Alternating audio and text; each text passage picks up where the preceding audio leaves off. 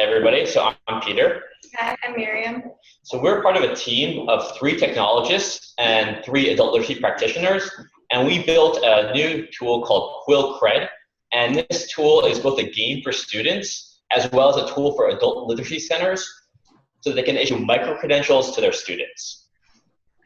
So I learned something really shocking today, that students at adult literacy centers, they have no idea what their scores are. They're completing all of these tests, yet they're never given their scores about how they're performing on these tests and whether they're ready for their high school equivalency.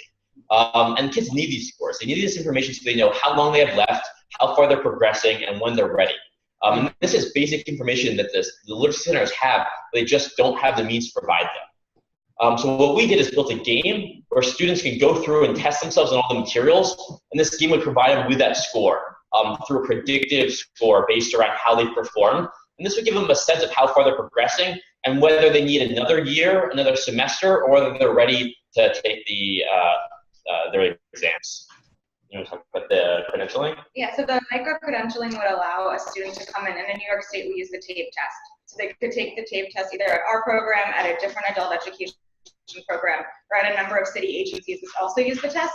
And instead of having to retake the test every time they walk in a new organization store, they'd have the micro-credential to prove the test date and what their score was.